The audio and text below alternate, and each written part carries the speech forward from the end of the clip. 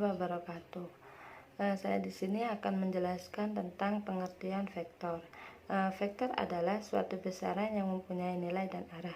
Untuk menggambar vektor dengan menggunakan sebuah ruas garis dengan satu ujung anak panah di salah satu sisinya.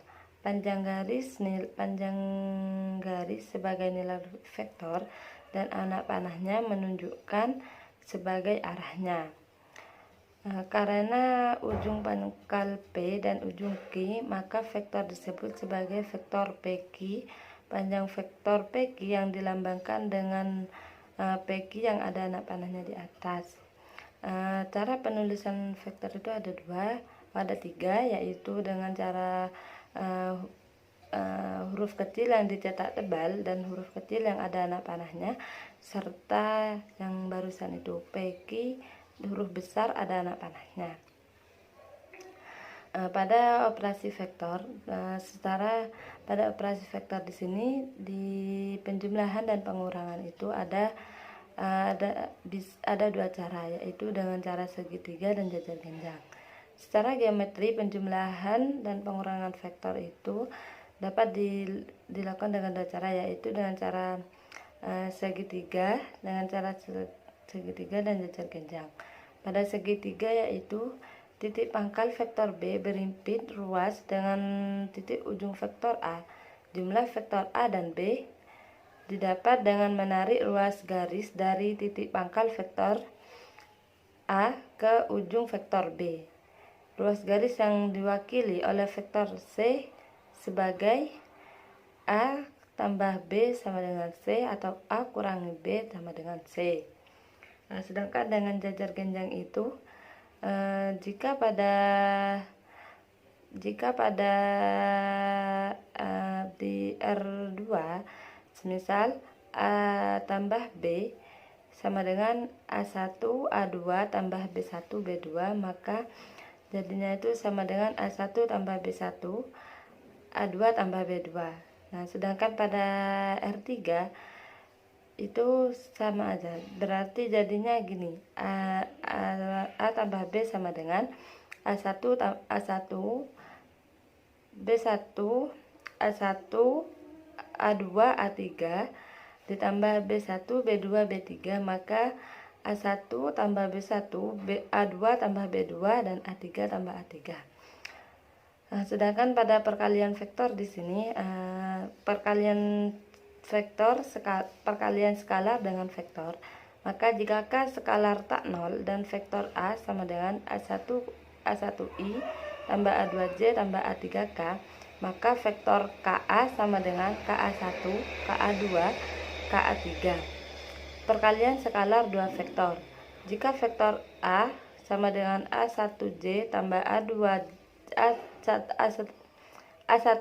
tambah A2J tambah A3K tambah A3K, dan vektor B1 sama dengan B1I tambah B2J tambah B3K, maka vektor A kali vektor B sama dengan A1 kali B1 tambah A2 kali B2 tambah A3 kali A3. Sedangkan pada perkalian skalar vektor, jika membentuk sudut, maka jika vektor A dan vektor B tak nol dan sudut A di antara vektor A dan vektor B, maka perkalian skalar vektor A dan vektor B adalah vektor A kali vektor B cos A.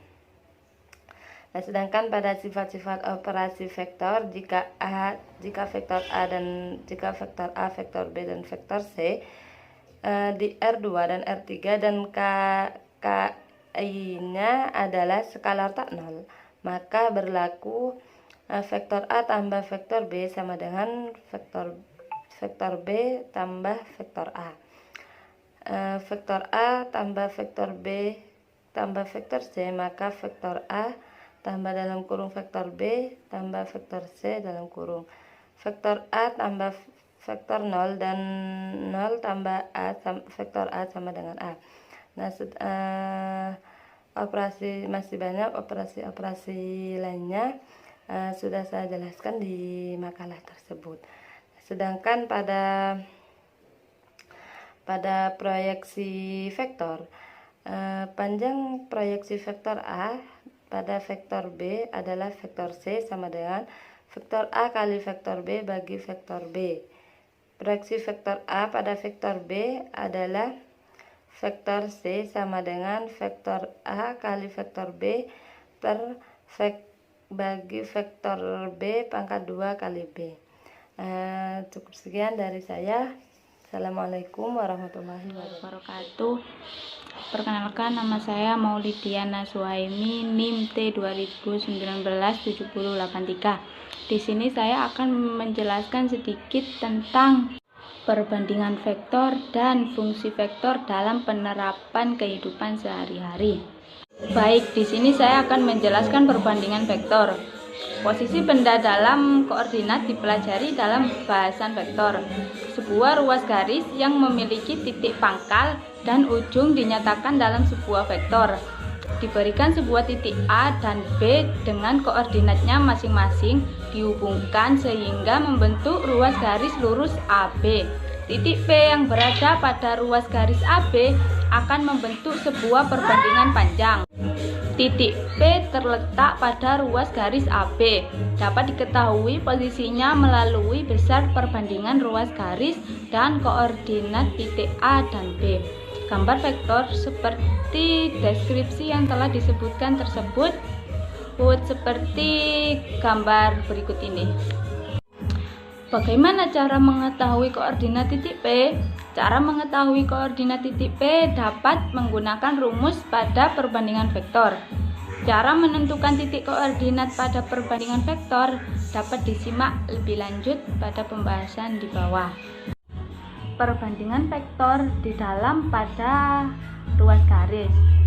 Titik P membagi ruas garis AB dengan besar perbandingan M dan N. Kondisi ini terjadi saat titik P berada di dalam dapat dilihat pada persamaan berikut ini. Perbandingan vektor di luar pada ruas garis. Perbandingan vektor di luar pada ruas garis untuk kasus titik pembagi P berada di luar ruas garis dibedakan menjadi dua kondisi. Pertama adalah titik P yang membagi vektor pada ruas garis berada sebelum ruas garis. Kedua adalah titik P yang membagi vektor pada ruas garis berada setelah ruas garis. Perbedaan kondisi ini didasarkan pada besar nilai pembanding pertama dan kedua. Titik pembagi P berada sebelum ruas garis AB. Kondisi pertama terjadi saat titik P membagi ruas garis AB di luar dengan letak titik P berada sebelum ruas garis AB. Dengan kata lain, letak titik P berada sebelum titik A. Kondisi ini terjadi saat nilai pembanding pertama dalam kurung M lebih kecil dari pembanding kedua dalam kurung M, sehingga memenuhi.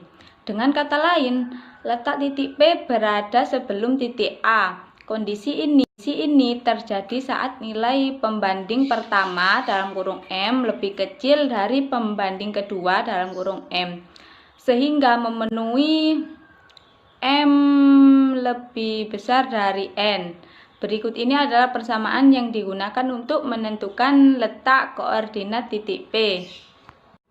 Titik pembagi P berada setelah ruas garis AB. Kondisi kedua adalah sebuah titik P membagi ruas garis AB di luar dengan P terletak setelah ruas garis AB. Keadaan ini terjadi saat nilai pembagi pertama dalam kurung M lebih besar dari pembagi kedua dalam kurung N, atau kondisinya memenuhi M lebih kecil dari N. Untuk menentukan koordinat P dapat menggunakan persamaan berikut. Selanjutnya saya akan menjelaskan fungsi vektor dalam penerapan kehidupan sehari-hari. Dalam dunia manusia ini memang tidak serta-merta kita dapat melihat fungsi dari vektor tersebut. Namun itu ada dan itulah sebabnya mata pelajaran atau mata kuliah ini di sini saya akan menjelaskan salah satu fungsi vektor. Yang pertama, dalam suatu kejadian seorang pemanah menarik anak panah dari busurnya.